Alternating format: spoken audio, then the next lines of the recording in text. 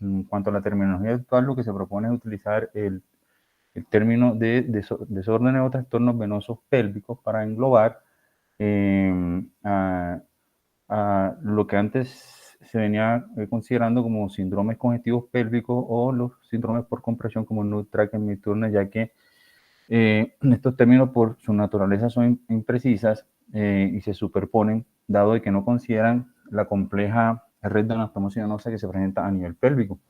El dolor pélvico crónico, como parte de estos desórdenes, pues teniendo en cuenta la definición del Colegio Americano de Ginecología, se refiere al dolor continuo o intermitente, que generalmente tiene más de 6 meses de duración, y cuando este está relacionado o es de origen pélvico, se tiene que demostrar que hay una dilatación de las estructuras venosas pélvicas, generalmente en un diámetro mayor o igual a 6 milímetros, o cuando hay fenómenos compresivos como el de la ilíaca interna, en el contexto del tracker, por IBUs mayores de 61%, con ultrasonido intravascular. O cuando estamos hablando de las venas periuterinas o perianexiales, se considera inclusive un diámetro por encima de 5 milímetros. En lo que concierne al tema de hoy, que son las venas en extremidades inferiores de origen pélvico, pues son las venas que se logran visualizar, generalmente tienen una distribución atípica, pero que se tienden a relacionar con un punto de fuga pélvico. Esos puntos de fuga pélvico no son más que comunicaciones entre el sistema pélvico y extrapélvico. Y como vamos a mencionar, pues hay 4 que son los más comunes, ya vamos a hablar de ellos.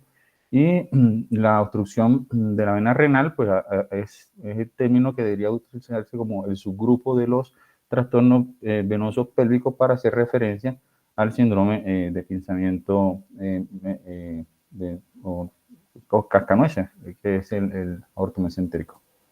En cuanto a la epidemiología, es difícil establecer la verdadera incidencia de estos trastornos. ¿Por qué? Porque por falta de criterios diagnósticos definitivos, las mujeres multíparas en edad reproductiva son las que más presentan estos trastornos. Es raro en nulíparas o mujeres menopáusicas la prevalencia del dolor pélvico crónico como parte de la presentación, según la OMS, oscila entre el 4 y el 43%, y de los desórdenes de origen venoso representa entre el 16 y el 31% de los casos.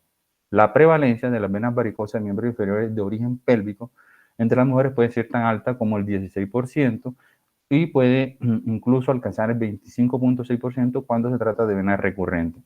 Y con referencia a las venas vulvares, se encuentran hasta el 22% de las mujeres embarazadas y en el 10% de las no embarazadas y hasta en el 34% de las mujeres en que se logra también documentar los presos agrandados incompetentes a nivel de la pelvis. Entonces tenemos que tener en cuenta, como ya lo dijimos, que por lo general tienen una distribución atípica y un patrón de presentación hace referencia a los reflujos, a los reflujos superficiales no safenos. En este estudio observacional prospectivo de Dr. Lacrobolus, en el cual logró recolectar una muestra de 835 extremidades, se demostró que el reflujo no safeno estuvo presente en 72 pacientes, es decir, en un 84 de estas 835 extremidades, lo cual representaba el 10%. Esto fue significativamente mayor en mujeres, una estadísticamente significativa, y la presentación CA, la más común, era C2.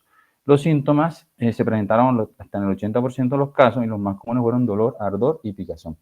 Y estos fueron los 2 patrones que más se presentaron: los vulvares, con la distribución clásica, como comenzó de la zona genital que se extiende hacia la cara medial y posterior y la cara posterior del muslo.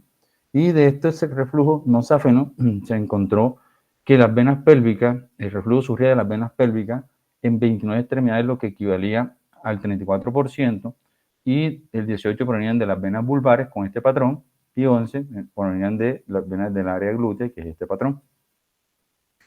En otro estudio, un poco más reciente, también un análisis reproductivo, estos autores evaluaron 1.350 casos de venas varicosas de las extremidades inferiores con venografía y ecografía Doppler, con causa inusual definida como reflujo no safeno y no relacionada a perforante, y solo el 10.3 tenía un reflujo inusual, es decir, no safeno. Las más comunes fueron las venas bulboperineales, como en el caso anterior, en el 83%, y del ligamento redondo, que es la distribución inguinal, ambos relacionados con incompetencia pélvica, seguidos de una incompetencia persistente de la vena ciática. Esto es interesante porque este es el patrón de la vena ciática. El nervio ciático usualmente está acompañado de una red venosa, pero en la mayoría de los casos, cuando se presenta, aparece como la representación de un remanente embrionario de la vena axial, principalmente asociado al síndrome de Klippel-Trenaunay, pero en algunos casos, mucho menos frecuente, puede ser la representación de una fuga pélvica a través de una rama distal de la vena pudenda interna. Y menos común, pues la incompetencia de la vena perforante intraosa, pero eso sí no se asocia a fugas pélvicas. En este estudio, donde se hizo un mapeo de más de 2.336 venas varicosas primarias, pues el comportamiento fue muy similar a lo que estamos acostumbrados, donde el mayor reflujo se detectó a nivel de la ingle, que generalmente asociado a un reflujo de la safena mayor por disfunción del unión safeno-femoral, pero es interesante observar que hasta un 31.6% se presentó con un reflujo de la safena mayor, pero con una unión con una competencia de la unión safeno-femoral, y que esta generalmente estaba asociada a fugas pélvicas. Y de igual manera, también se detectó, cada vez que nosotros evaluemos la safena anterior y la veamos incompetente, pero la unión safeno-femoral está competente, también pensar que puede estar asociada hasta un 2.9% con, como la causa sean fugas pélvicas. En este mismo estudio, el reflujo nasofeno se detectó en el 13.2%, de los cuales el 33.6% eran de origen pélvico, y la presentación del muslo con venas de localización atípica se presentaba en el 11.7%. Entonces, no tenemos que olvidar en la evaluación la unión safeno-femoral. Entonces, este es el patrón típico que nosotros estamos acostumbrados a ver cuando la unión está incompetente, pero en los escenarios como el tipo 2 y el tipo 4, cuando la unión está competente, deberíamos considerar que la causa, sea de la insuficiencia de la safena anterior o de la safena mayor, puede estar relacionado precisamente con las conexiones o las fugas que presentan las venas pudendas principalmente.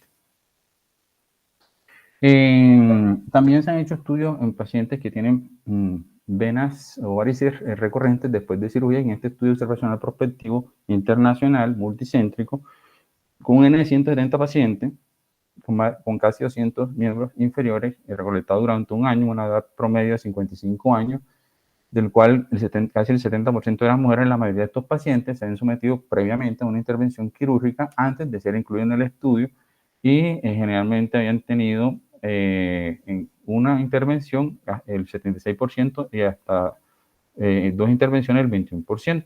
Estas cirugías generalmente fueron ligaduras altas, extirpación y flectomía, y el tiempo medio entre la última intervención quirúrgica y la consulta fue aproximadamente 136 meses, con un rango 1.8. Entonces, ¿qué se observó en estos pacientes que eran casos de venas recurrentes? Se observó que hasta en un 16.5% la causa estaba relacionada o era de origen pélvico o intraabdominal, y hasta un 36% solamente había una sola fuga relacionada, pero podrían haber causas superpuestas. Y una de las principales causas o fuentes eran la neovascularización, y la otra eran las fallas en la planeación de los procedimientos quirúrgicos. Al igual que lo que conocemos para la insuficiencia venosa crónica de miembro inferior con la clasificación SEAD, se ha planteado un sistema de clasificación para los trastornos venosos pélvicos, considerando 3 zonas, entre la más alta a la más baja, zona 1, zona 2, zona 3. La zona 1 hace referencia a la vena renal izquierda, la zona 2 a las venas gonadales y a la vena ilíaca interna, junto con los plexos venosos pélvicos, y la zona 3 hace referencia a lo que concierne esta charla, que sería el origen pélvico de las venas varicosas extrapélvicas. Y esta es la clasificación SVP, donde la SBV0 generalmente no hay síntomas, y desde S1 corresponde al nivel más superior, S2 al nivel intermedio y S3 al nivel extrapélvico. Entonces, para el caso que nos concierne, sería al nivel S3, B3, y dependiendo de la fisiopatología, pues agregamos unos dominios anatómicos, hemodinámicos y etiológicos. Bueno, no podemos hablar de este tema sin hacer mención al síndrome de congestión venosa pélvica, porque ya sabemos que está dentro de los trastornos venosos pélvicos, y es el síndrome que se caracteriza por dolor crónico, más de 6 meses, puede ser continuo o intermitente, con una sensibilidad parametral causada generalmente por la dilatación de las venas ováricas y pélvicas, y que está en un gran porcentaje de pacientes asociados a trastornos de ansiedad y depresión. Las manifestaciones son muy heterogéneas, suelen ser diagnosticadas muy tarde, porque la verdad es que se considera un diagnóstico de exclusión, y puede tener una etiología primaria asociada a anomalías venosas intrínsecas primarias, como la ausencia de válvula, que desde el punto de vista embriológico anatómico se presenta con bastante frecuencia, o incompetencia venosa. Y secundario cuando están involucrados factores mecánicos que causan obstrucción venosa, como el síndrome de Cascanueces, May-Turner, y síndrome postraumático, pues que ya han sido tratados en charlas previas. Y esto, existe un verdadero desconocimiento por diferentes métodos en cuanto al abordaje apropiado de estos pacientes, ya que se tiene que hacer un adecuado ejercicio de diagnósticos diferenciales antes de llegar a esta conclusión. En cuanto a la anatomía, es importante repasar de que hay dos sistemas que hacen parte de los trastornos venosos pélvicos, que es el de las venas ováricas, tanto derecha e izquierda, que drenan respectivamente a la vena cava inferior y a la vena renal, y estos se anastomosan con los plexos viscerales de los respectivos ovarios, y estos a su vez entran en conexión con lo que se llama el plexo uterino. Las venas, tanto las venas gonadales, que son estas, o ováricas, como su plexo respectivo, no tienen relación directa con la vena ilíaca interna, lo hacen de forma indirecta a través del plexo venoso uterino, como lo vemos en este punto. Y eso es importante mencionar porque generalmente una de las zonas donde generalmente se dan las insuficiencias es el plexo ovárico izquierdo, pero esta causa las fugas se dan a través de forma indirecta por las conexiones que tiene con el plexo venoso uterino y la vena ilíaca interna, sea derecha o izquierda. Aparte, bueno, tenemos la vena ilíaca interna, porque es el otro componente importante, hipogástrica, con sus múltiples ramificaciones, de las cuales se describen ramas parietales y viscerales. Las parietales, la más importante, son las ramas, la vena del canal del obturador, las ilolumbares, la glútea superior e inferior y la vena sacra lateral. Y las viscerales, la más importante es la pudenda interna, pero también se describen las venas uterinas, la rectal, la vesical principalmente. Y pues hay que tener en cuenta los puntos de conexión que ya mencionamos, que son generalmente, pueden tener una importancia para explicar que aunque tengamos una disfunción del lado izquierdo por las conexiones que se dan a nivel del plexo uterino, las manifestaciones se pueden dar en el lado contralateral. Es importante decir, ahorita que hablemos de los puntos de fuga, que pues en el caso de la pudenda interna, pues tiene unas ramas distales que se tienen que hacer una adecuada evaluación a nivel del clítoris, el labio posterior y la zona del perine propiamente dicho. Y esto es lo que generalmente explica que algunas personas se pueden tener los criterios de dilatación sin que presenten síntomas, porque anatómicamente, embriológicamente, las válvulas pueden estar ausentes hasta en el 15% de la vena ovárica izquierda y del 6 al 10% en otras venas pélvicas, y casi la mitad tienen incompetencia, pero son totalmente asintomáticas. Como lo mencioné, el reflujo venoso pélvico, cuando parte de las venas gonadales, es decir, las ováricas y sus plexos, generalmente da fugas pélvicas indirectas porque ellas no conectan con la ilíaca interna, sino a través del plexo uterino. Y en el caso de que el reflujo parta de las ramas o de las tributarias de la ilíaca externa, pues sí serán fugas pélvicas directas. Esto es lo que veníamos hablando. Entonces, esta es la ilíaca común con sus dos ramas, externa e interna, con sus ramas parietales, que generalmente van hacia la cara posterior y lateral de la fosa pélvica, y esta rama, que es una de las más importantes, que es la pudenda, por donde es el principal punto de fuga, que en su ramo distal en la perineal se relaciona con estos tres puntos distales que deben ser evaluados correctamente, que es el clitoriano, el punto intermedio y el punto perineal, y que al final pues es lo que se va a continuar como va a comunicar la pudenda externa con la interna.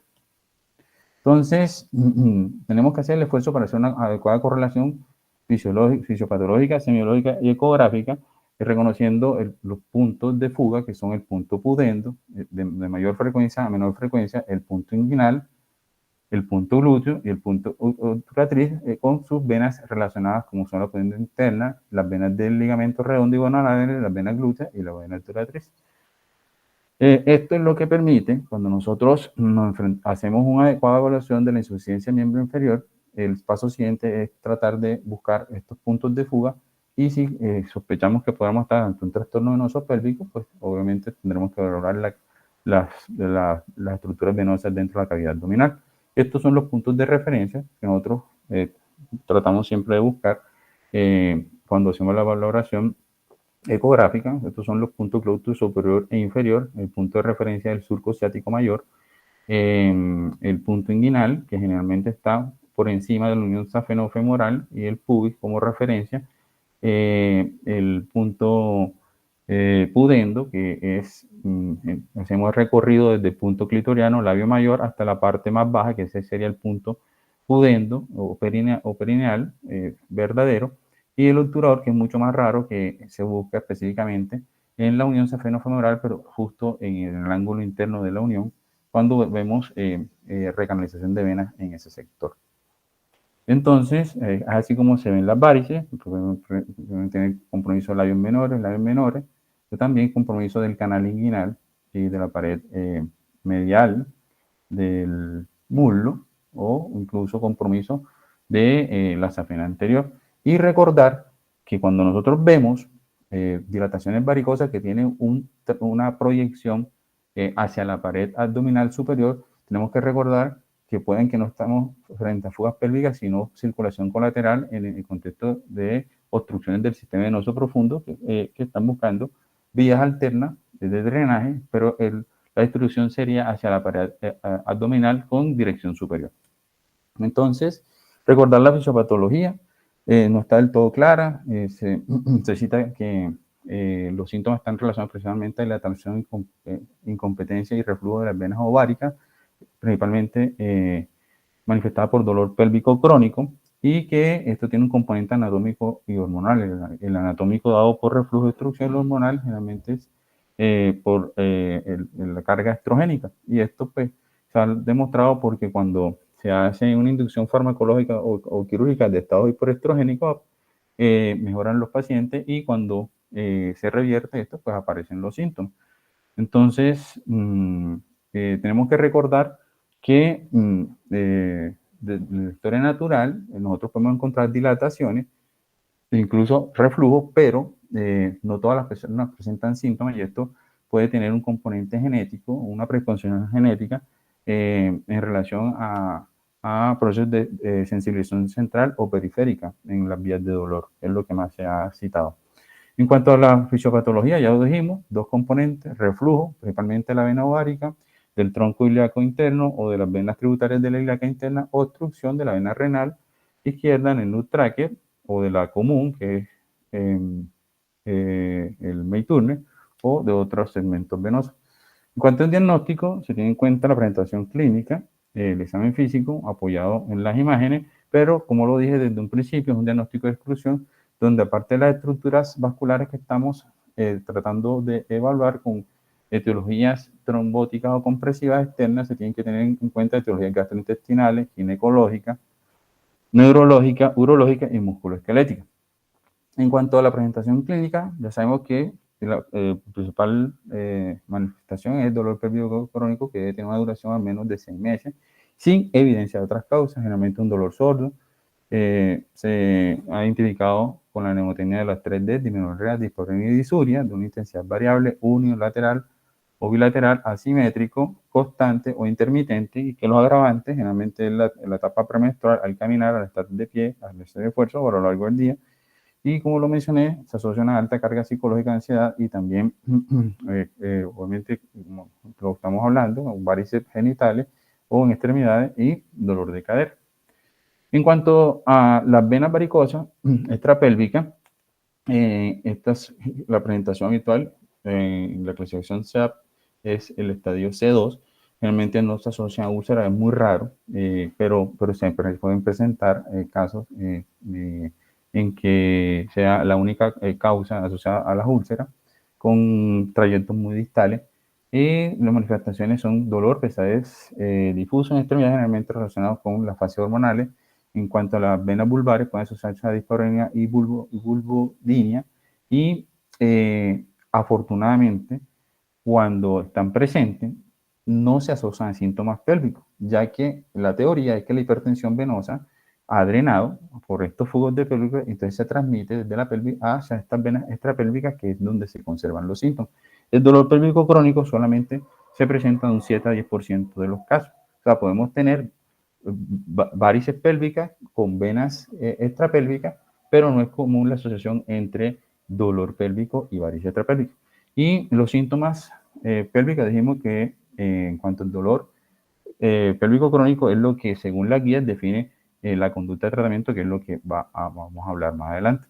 En cuanto al examen físico, recomiendan un adecuado examen ginecológico, por lo cual el abordaje tanto diagnóstico como terapéutico tiene que ser multidisciplinario, un examen bimanual que evalúe la sensibilidad tanto de los anexos como del cervix como del útero, y que esa sensibilidad parametrial, cuando se evalúa en la etapa postcoital, puede tener una sensibilidad tan alta como el 94% y una especificidad del 77%.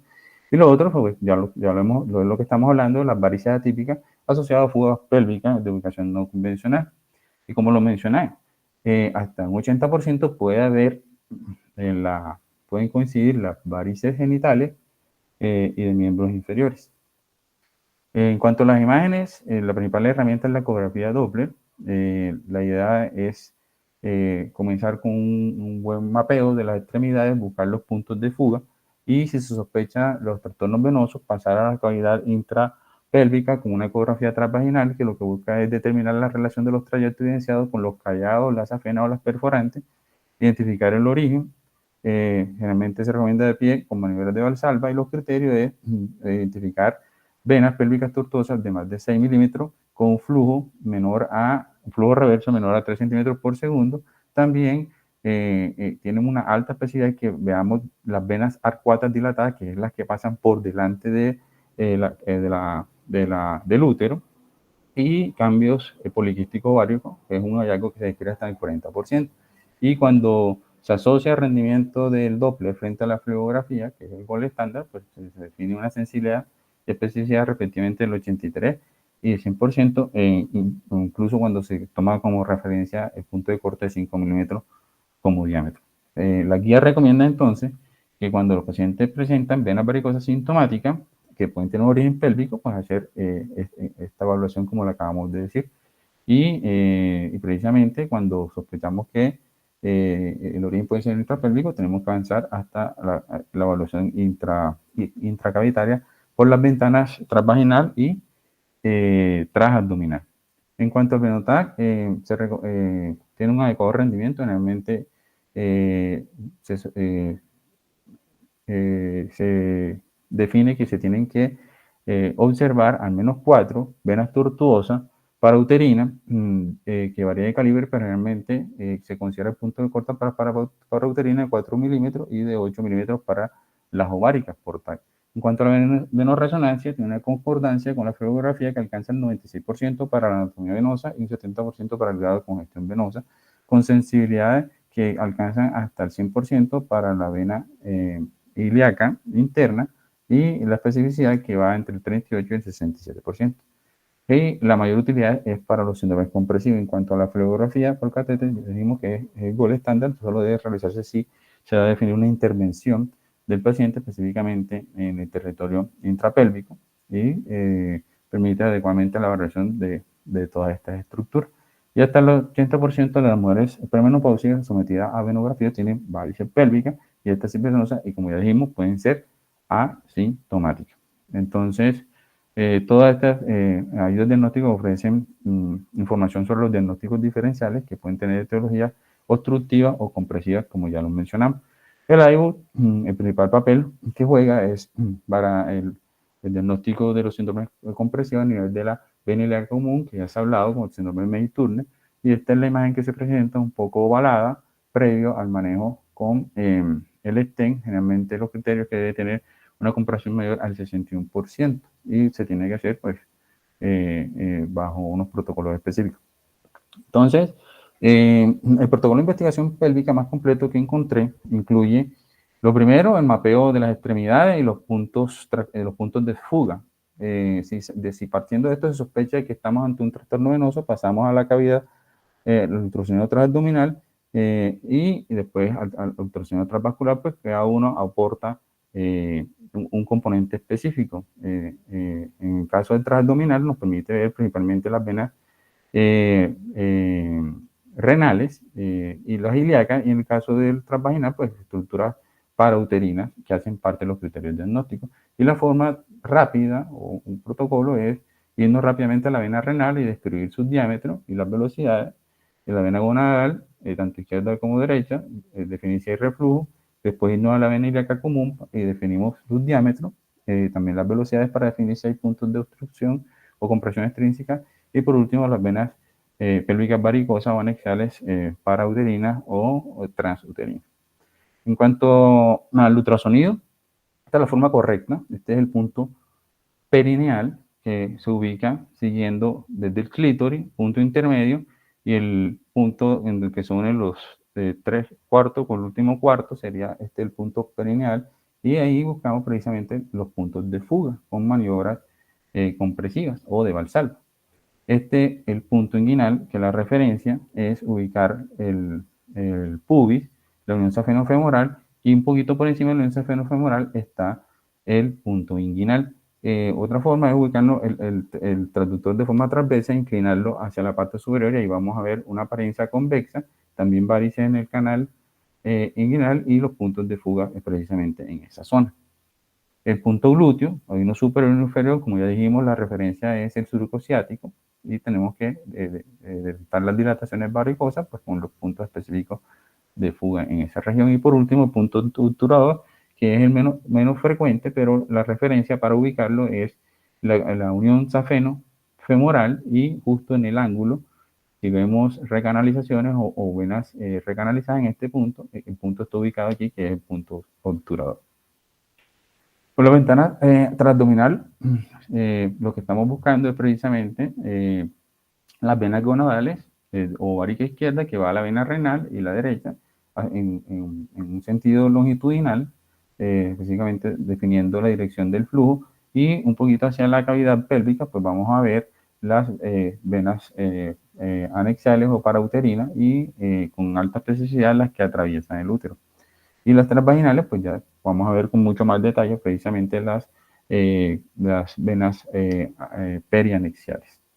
Como dije desde un principio, el abordaje tanto diagnóstico como de tratamiento tiene que ser multidisciplinario, y las principales guías de manejo que encontré que hacen referencia al manejo de esta entidad, pues está la del 10 de 2022, dos del 2019, una que es europea también, que es un consenso multidisciplinario, y otra que es italiana, e incluso existe un consenso argentino para el manejo de esta entidad.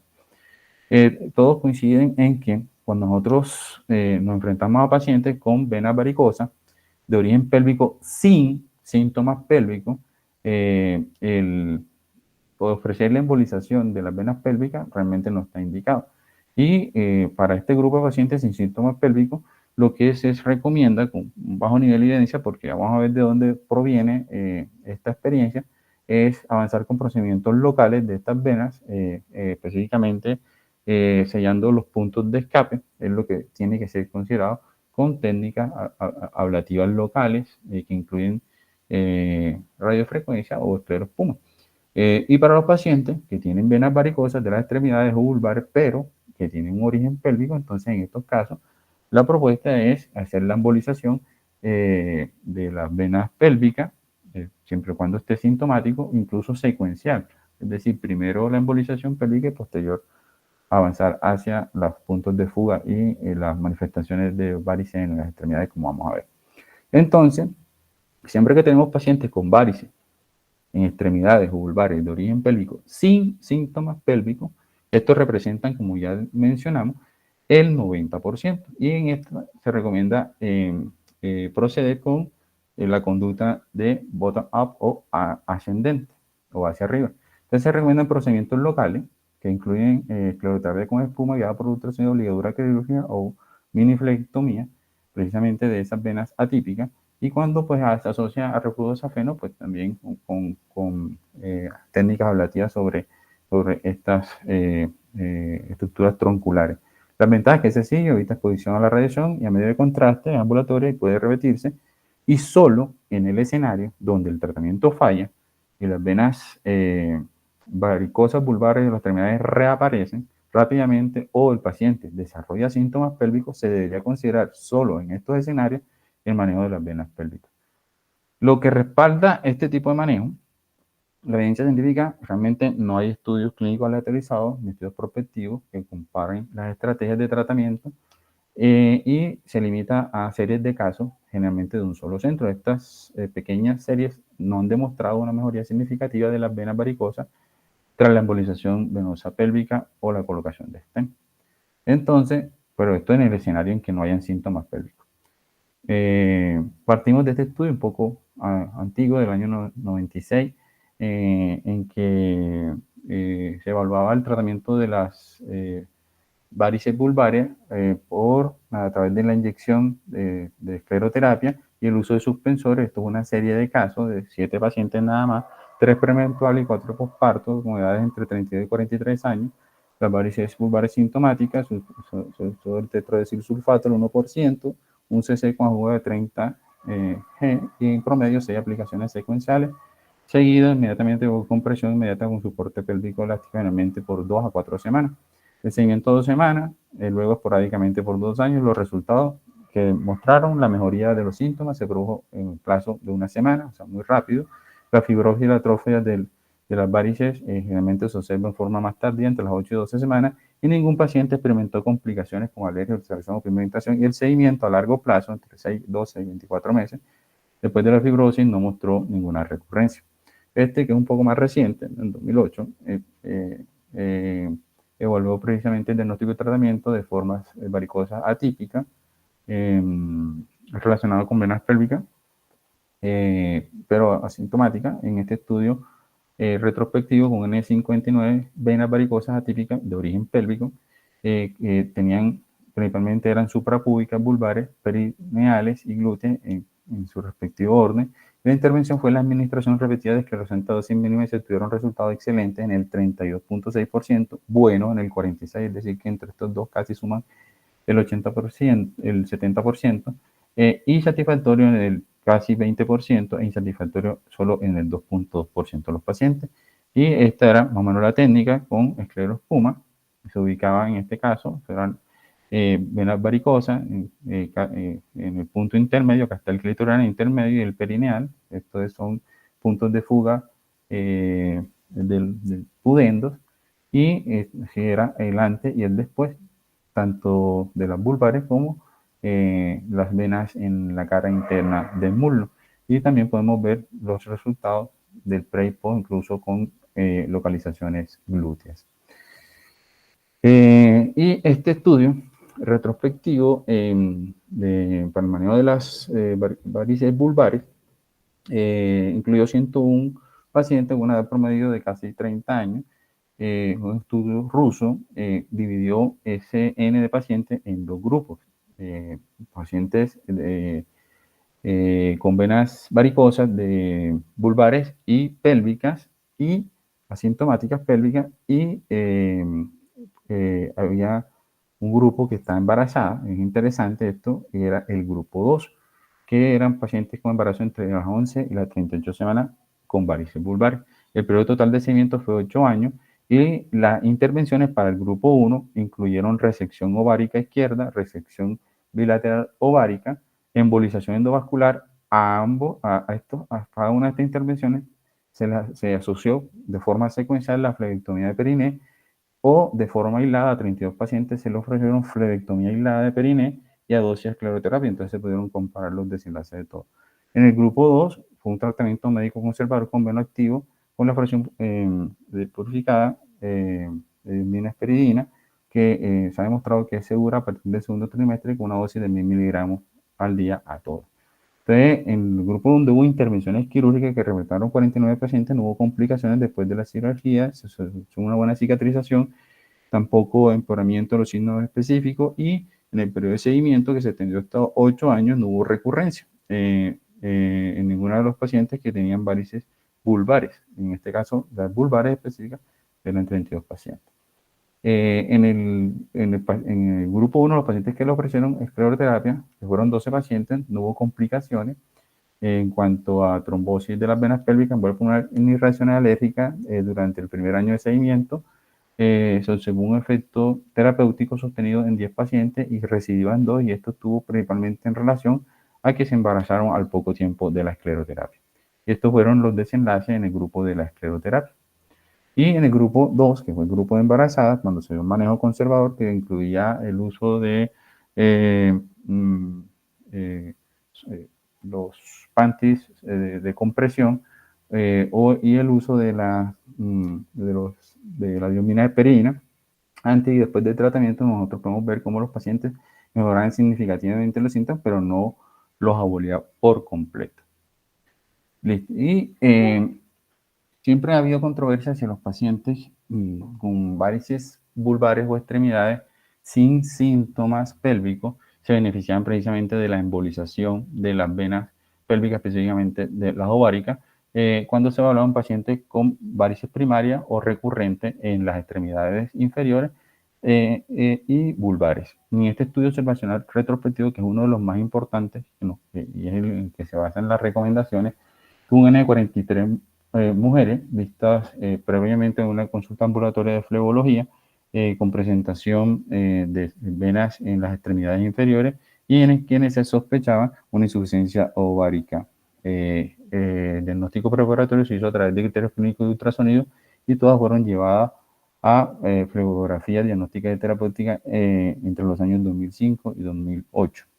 ¿Qué se observó? En este N de 43 pacientes, se logró definir que, bueno, habían varices tanto primarias como secundarias o recurrentes, predominando discretamente la etiología recurrente, y que se asociaban a insuficiencia ovárica bilateral en la mayoría de los casos, y cuando eran unilateral, la izquierda pues era la más frecuente.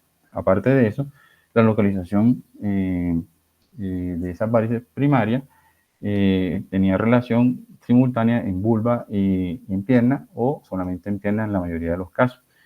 Los desenlaces se evaluaron en cuanto a la mejoría de las varices en extremidades acorde a la clasificación CEAP. Entonces, cuando a estos pacientes solamente se les ofrecía el manejo con embolización de la vena o de la insuficiencia ovárica, generalmente izquierda, en este tipo de pacientes, después de la embolización, solamente las venas varicosas en miembros inferiores desaparecieron en 6 pacientes de los que se le ofrecieron la embolización de las venas pélvicas y que no tenían tratamiento adicional. Y cuando se le agregó un tratamiento adicional sobre las venas varicosas de extremidades, una mejoría en la clasificación CEAP entre ese paciente que representaba el 31% con tratamiento adicional. Es decir, que ofrecerle a estos pacientes solo el tratamiento con embolización realmente no muestra una mejoría significativa. Y se identificó un subgrupo de pacientes, que eran 24 pacientes con varices vulvares. De estos 24, 21 pacientes que representaban el 88%, la embolización precisamente de esta insuficiencia resultó en la desaparición completa de estas varices vulvares, que es el subgrupo de pacientes que más se beneficia.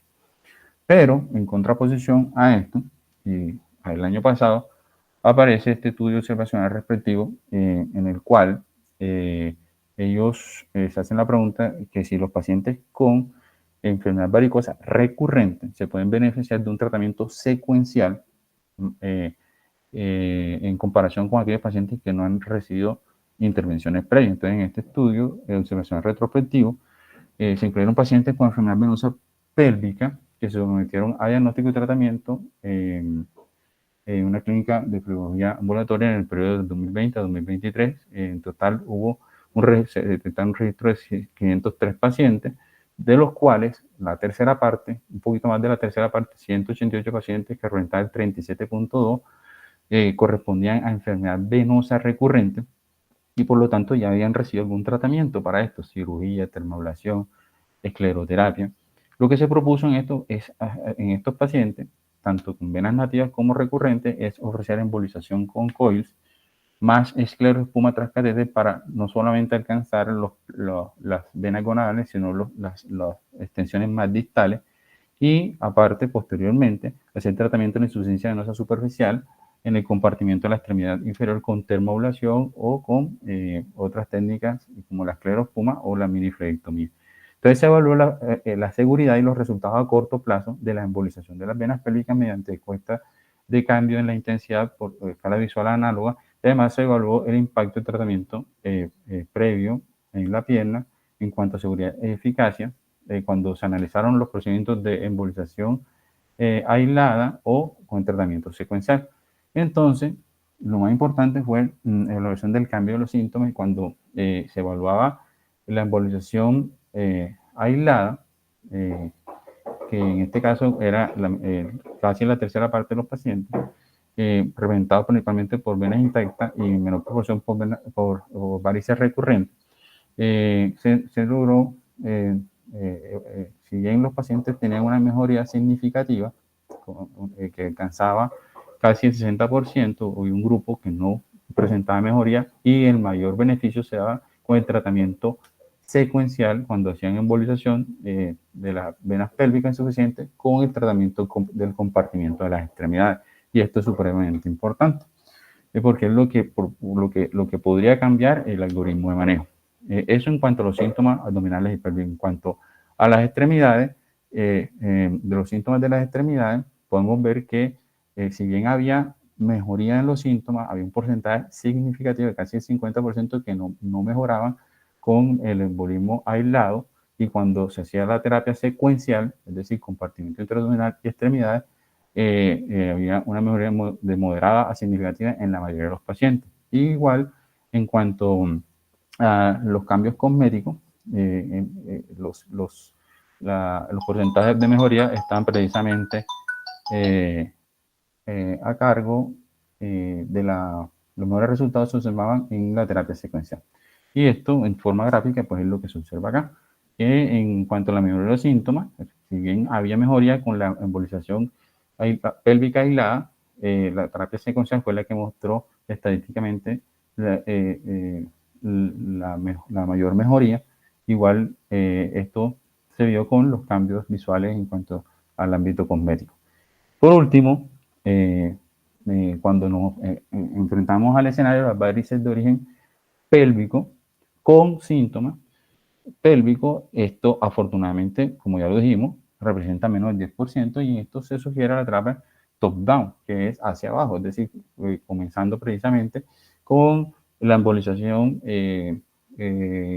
endovascular de la vena insuficiente, generalmente con una insuficiencia ovárica predominantemente izquierda, y esta revisión sistemática y metaanálisis, que es la más reciente, se incluyeron en esta revisión 20 estudios con un total de 1.081 pacientes, no hubo ensayos aleatorizados, solamente un estudio que incluyó un grupo de control, y evaluaron la tasa de éxito técnico inmediato después de la embolización, que alcanzó el 99%, y 17 estudios informaron el éxito clínico en cuanto a mejoría de síntomas y la apariencia pues, de la desaparición de las varices de 1 a 3 meses en 641 pacientes. De estos, el 88% reportó alivio moderado a significativo y solo un 12% poco o ningún alivio.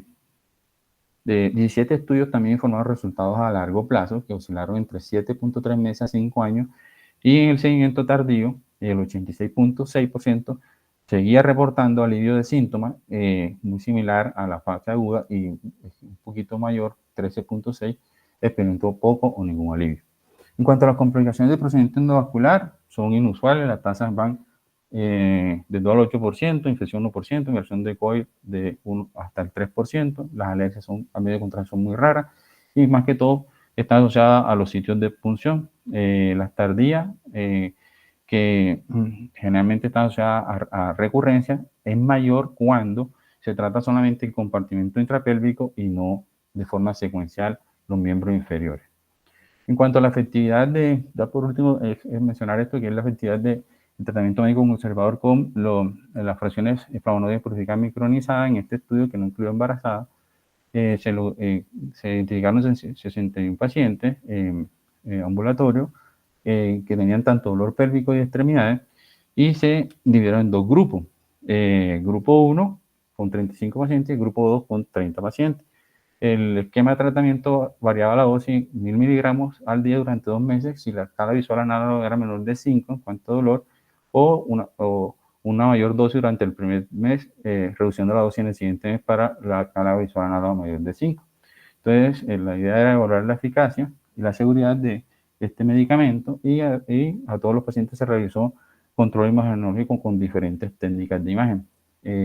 Tanto el grupo 2, el grupo 1 y 2 mostraron mejoría del dolor en diferentes localizaciones, es lo que se ve en estas gráficas cuando se evaluaban al día 1, 30 y 60 días, y cuando se evaluaban a través de fluorografías con técnicas de radiofármacos, también mostraban la mayoría de los hallazgos congestivos pélvicos y de extremidades con aumento de velocidad de drenaje a este nivel.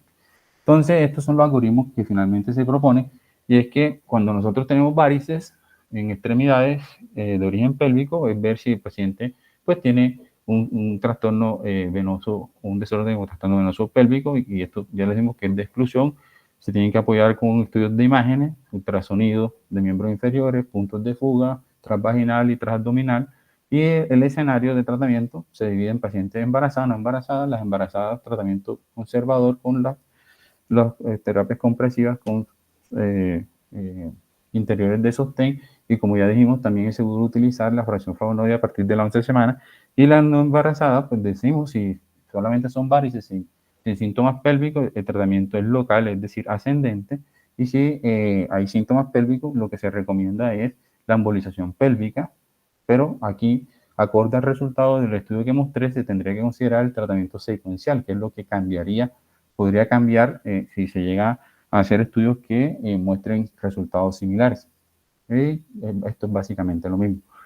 Los mensajes finales es que el diagnóstico de las venas varicosas, ya sean vulvares o miembros inferiores de origen pélvico, debe incluir una adecuada evaluación clínica junto a un abordaje imagenológico de ultrasonido sistemático.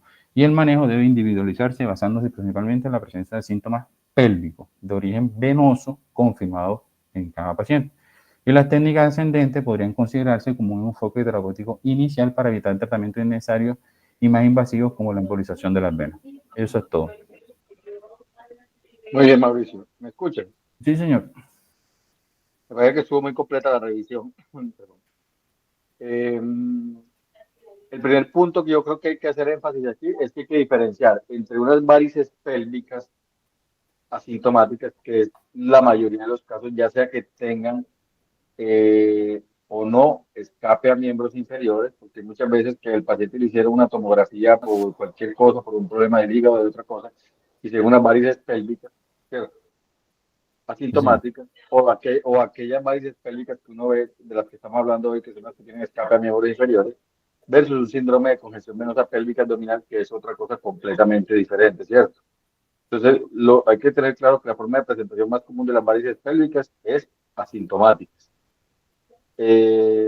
Los síntomas pélvicos son poco frecuentes, y de hecho cuando usted ve a una paciente que tiene un dolor abdominal crónico y le encontraron en la búsqueda unas varices pélvicas, no traguen cero, porque esas varices pueden ser unas varices asintomáticas y la paciente, ese es un diagnóstico de exclusión. Primero usted tiene que hacerla ver del ginecólogo, descubrirle colon irritable, causas gastrointestinales, etcétera, ¿cierto?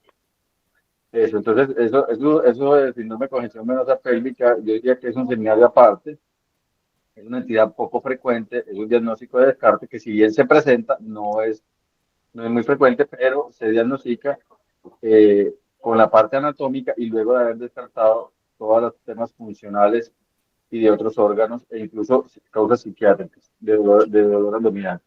Eh, Estoy hablando de la fuga pélvica a miembros inferiores aisladas, que es lo más frecuente. O sea, ¿qué es lo frecuente en este caso, por lo menos que me tocaba a mí? La paciente que consulta por unas varices en miembros inferiores. Y entonces uno viene y le hace un Doppler y lo que encuentra son unas venas en miembros inferiores eh, que uno con un buen Doppler un Doppler de miembros inferiores puede definir que el paciente tiene una insuficiencia venosa pélvica con escape, ya sea una insuficiencia venosa pélvica anterior o posterior, que tú la explicaste muy bien, ¿cierto? Eh, y efectivamente hay dos formas de abordar el problema. Una es la técnica, la conducta ascendente, que es tratar en forma local en miembros inferiores lo que se da pues, de la ingle, del ligamento inguinal hacia abajo. Ya sea, ¿quién tiene un micrófono Sí, prendido que no porfa. están dejando? Gracias. Apágale, Rafa, apaga el micrófono, por favor. Ya, ya. Eso. Entonces, una forma es hacer la técnica ascendente con métodos mínimamente invasivos de todo lo que es el ligamento inguinal hacia abajo. También, o sea, pueden coexistir en el mismo paciente una insuficiencia venosa pélvica con escape a miembros inferiores con una insuficiencia de safena, pues todo eso se puede hacer de forma local. Eh, Esa es una técnica, o la otra técnica es la técnica descendente, que es primero ir al punto de fuga del reflujo, donde inicia el reflujo, con una embolización y luego mirar qué queda de ahí para abajo, ¿cierto? Pero yo creo que ya eso está más o menos depurado, decantado esa información, tú lo has dicho. La idea, y de hecho es lo que yo trato de hacer con los pacientes, la idea es ofrecerle inicialmente manejo local en los miembros inferiores. Con esto, lo que se sabe es que el 50% de las pacientes no va a recurrir a las varices, otro 50% sí lo va a hacer, ¿cierto? Pero si no recurre, pues ya tú te evitaste un procedimiento intraabdominal.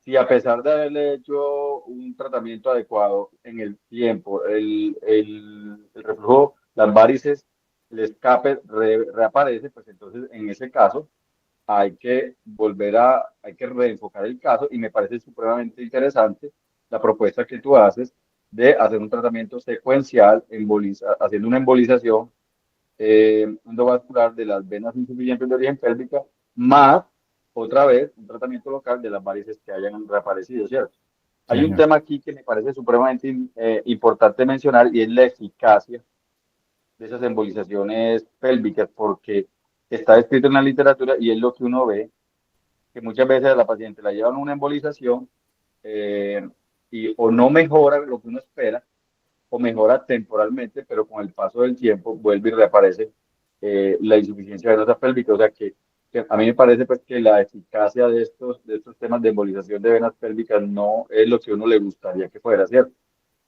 Eh, Listo, entonces yo creo que dejo por ahí mi comentario y le voy a dar el paso a Rafa y luego a John.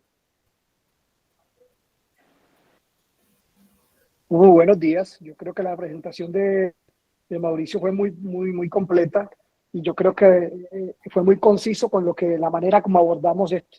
El profe ya dio los datos más importantes. La mayoría, o sea, el dolor pélvico crónico es un diagnóstico de descarte.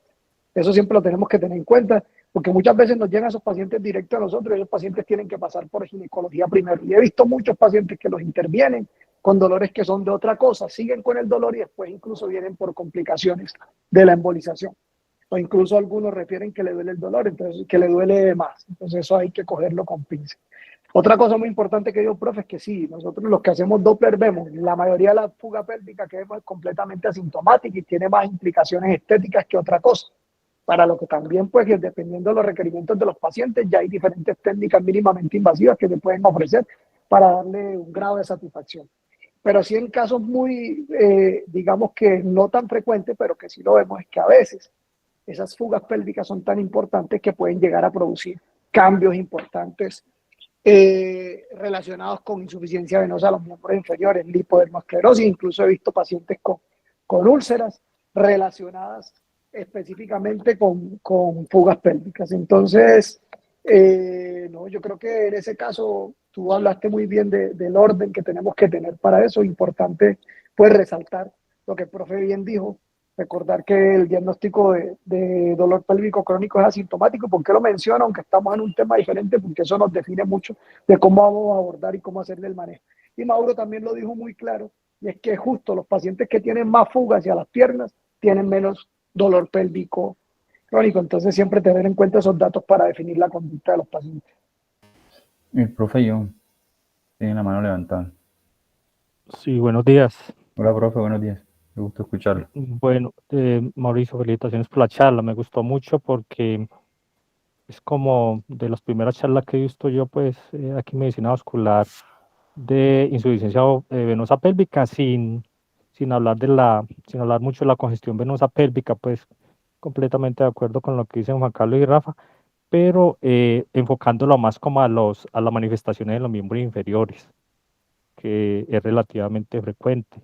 Y aquí es muy importante adicional lo que dijeron los otros dos doctores, es que es muy importante un ecodoppler, hacerle como cuidado, tener mucho cuidado con el reporte del ecodoppler venoso, porque hay ciertos patrones que le llevan a uno a considerar que evidentemente la fuga probablemente es de origen pélvico, no solamente por la clínica, no lo que uno puede ver al doppler.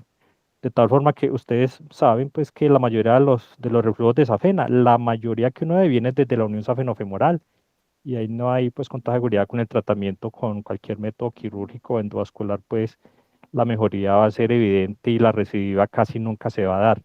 Pero hay que tener mucho cuidado que hay algunas veces que uno ve la safena insuficiente con la unión competente. Correcto. Inclusive la safena en el tercio superior está bien y de un momento a otro empieza a ser insuficiente. Hay que buscar que el reflujo no venga a la pelvis y si uno es juicioso, encuentra una vena que no es muy dilatada y no muy delgada que se va hacia la región perineal. Y con toda seguridad que el reflujo viene de allá de la parte pélvica, porque la otra vez la safena, en otras ocasiones la safena se pone insuficiente como el del tercio medio inferior y casi siempre es una vena perforante que hay ahí, ¿no es cierto? Y hay que mirar muy bien que de pronto pues también no haya una insuficiencia del sistema venoso profundo. De tal forma que depende mucho el tratamiento del informe del Doppler, porque si uno le informa que la unión está competente y la safena está insuficiente, hay una probabilidad alta que venga el de la pelvis y si no se hace el sello allá de la fuga, pues es muy probable que la fuga vaya a recurrir en el tiempo.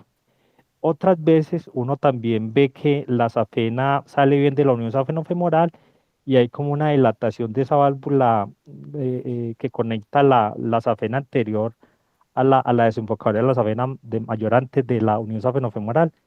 Y entonces, pues, si le hacen manejo a la safena, que muchas veces está poco dilatada y con un reflujo que es leve, con toda seguridad que el reflujo va a recurrir a través de la safena accesoria anterior. Y muchas veces uno inclusive ve que esa válvula terminal está buena, pero que hay un montón de vasos ahí que llega a la unión safenofemoral después de haberle hecho un procedimiento a safena y uno habla como neovascularización del callado y hay que tener mucho cuidado que muchas veces es la fuga pélvica que llega nuevamente al callado y el reflujo se va por la safena accesoria anterior. Entonces, hay la Así. recurrencia de las varices con toda seguridad que hay que hacerle pues también el tratamiento de la fuga, porque si no va a persistir. Entonces, de tal forma que el reporte del ecodoppler es fundamental. Debemos de hacer un ecodoppler muy juicioso, sin estar a las carreras, sobre todo cuando uno ve que el patrón de reflujo no es como el típico. Eso es como el aporte que tengo yo, pues, como para dar. Muchas gracias, profesor. Completamente de acuerdo, John. Eso es clave. O sea, ahí, aquí en estos casos, tenéis un Doppler supremamente bien hecho, porque si no, de ahí para adelante todo está malo, pues y el que reciba ese informe va a estar perdido pues con la información que recibe. El profe Ignacio tiene la mano levantada. Adelante, profe. Buenos días. Buenos días, Pues, profesor. les repito lo que decían ustedes es con respecto a la muy buena revisión de Mauricio en este caso. Ahora, pues yo me estoy, o muchos de nosotros estamos con un problema muy delicado, es que muchos de los Doppler que decimos o duples los están realizando como lo que hemos dicho, mucho radiólogo que tiene poco conocimiento de la anatomía. Y hay algo que yo hacía pues cuando hacía los estudios, que algo que siempre hay que hacerle a los pacientes, y más que todas las mujeres, es no tener temor en hacer, siempre buscar reflujo perineal. Y es relativamente fácil, haciendo maniobra valsalva y buscando eso, porque a veces encontramos o se hacen escleroterapias y recaen las varices porque y no se evaluó.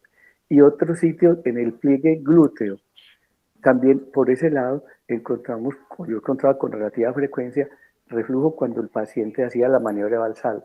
Como ustedes todos los que participaron previamente decían, para poder hacer un tratamiento adecuado de unas varices hay que hacer un estudio adecuado y por una persona adecuada que entienda la anatomía y la fisiología y fisiopatología de las varices.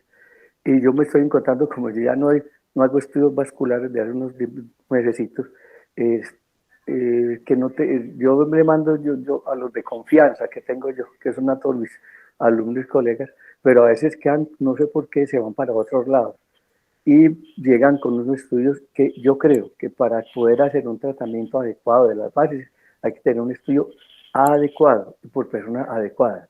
Es como el comentario que tengo al respecto.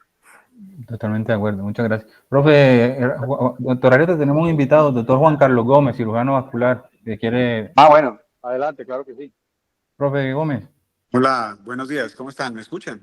Sí, señor. Sí, señor. Muchas gracias. Pues yo estoy completamente de acuerdo con todos los comentarios anteriores, incluyendo la calidad de la charla del doctor. Muy buena, felicitaciones, doctor, porque es realmente una charla muy completa, muy ilustrativa. El síndrome de condición pélvica, pues, o los desórdenes pélvicos venosos son patologías que afectan muchísimo a mujeres muy jóvenes. Entonces, con respecto a lo que ustedes dicen, la sintomatología es una cosa que mejora profundamente en las pacientes indicadas.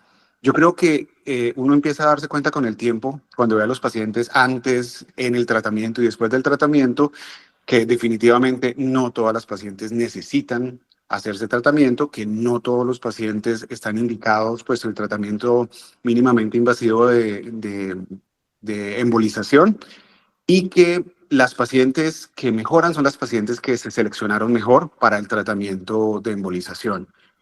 Sin embargo, pues sí hay que identificarlas muy bien porque la forma como les afecta la calidad de vida de las pacientes es profunda en todos los aspectos de su vida y la forma como mejoran es impresionante después del tratamiento. Entonces esa identificación es bien, bien importante.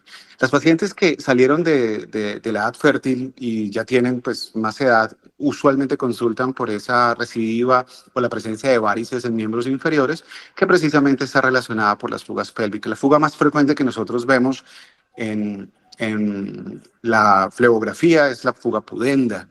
La segunda probablemente la glútea y la menos común es la obturatriz.